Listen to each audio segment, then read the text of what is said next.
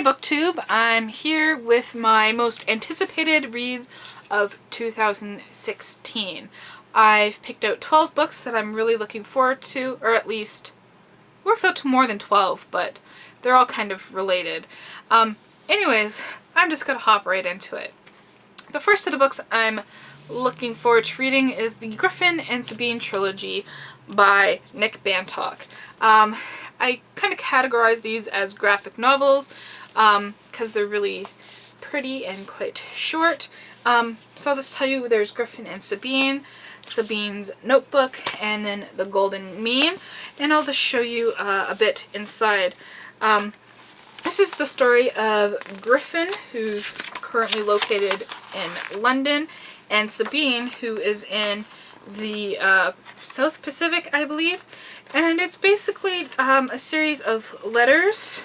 As you can see, you can pull out a letter and postcards written between them. They kind of form some sort of psychic link between them, and then they start exchanging letters to each other. And their relationship develops from there. So I'm really looking forward to that. I think Nick Bantock is a really, really good artist.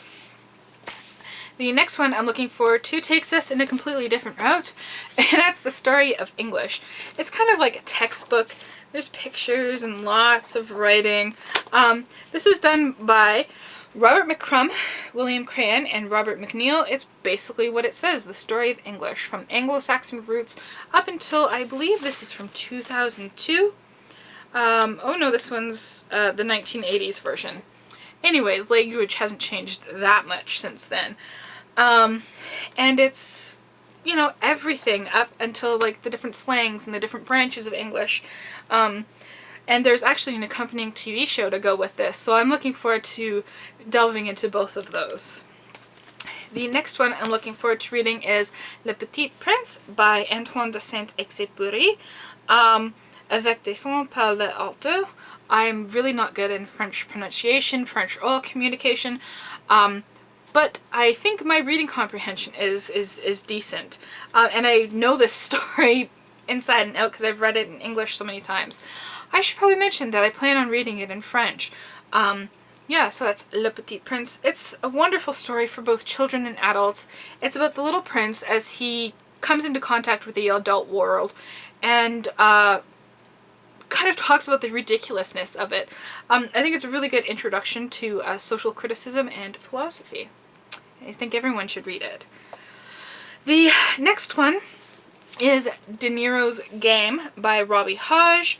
I mainly want to read this because I read Cockroach in 2014 and it was one of my all-time favorite books from that year.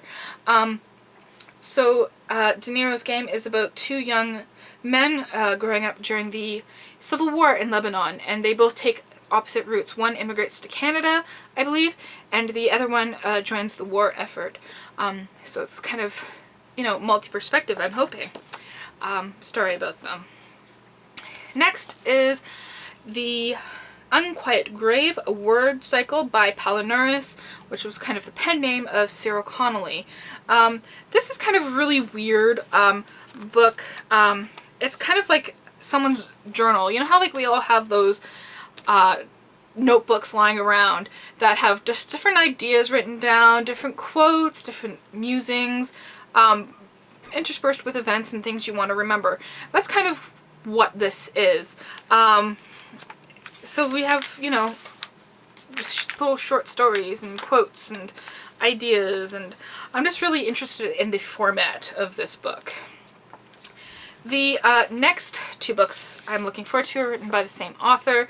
We have The Whole Man and The Dramatages of Yan, both written by John Brunner. He was one of my favorite authors of 2015, even though I only read one book by him, The Sheep Look Up. So I'm really looking forward to engaging with some of his other works. The Whole Man is about a man born in a gutter with the body of a cripple, raised in harsh poverty and ridicule, and he would grow up with a mind of transcendent power.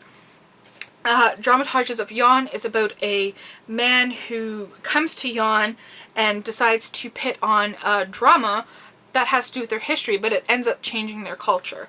So that sounds really intriguing as well. Again, I have 2 books in one spot, but they are again related. I want to read The Motorcycle Diaries by Che Guevara and Che, A Revolutionary Life by John Lee Anderson, which is a hunker of a biography. Now, I extensively studied Latin American history in university.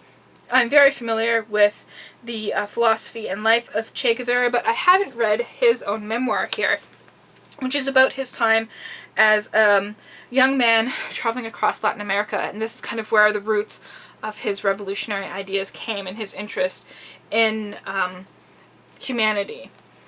And this is just a, biography about him.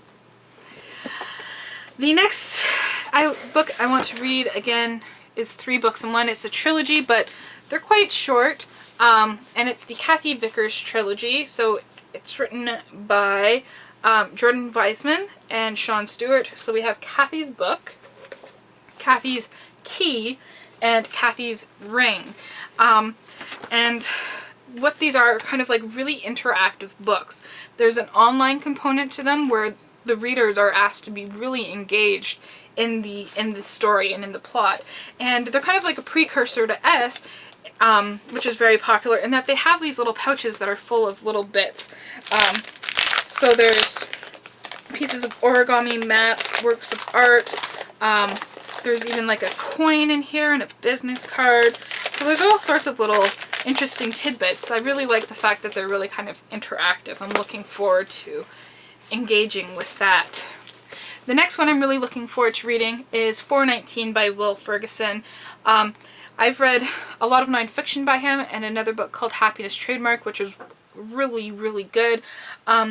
And this is kind of like humor mixed with a mystery and a tragedy. So 419 refers to the code for Nigerian email scams, the Nigerian Prince, And the main protagonist in this book, her father has fallen for one of those scams, and he ends up going to Nigeria and dying. So she has to go and solve the mystery of his death. So I'm really looking forward to it because of the author. I've enjoyed his previous works. Next is Gormangassed, which is the second book in the Gormangassed trilogy by Mervyn Peake. I really enjoyed it. It's a fantasy of manners about the grown family who grow up in this castle called Gormangassed, and the castle kind of takes on its own personality in itself.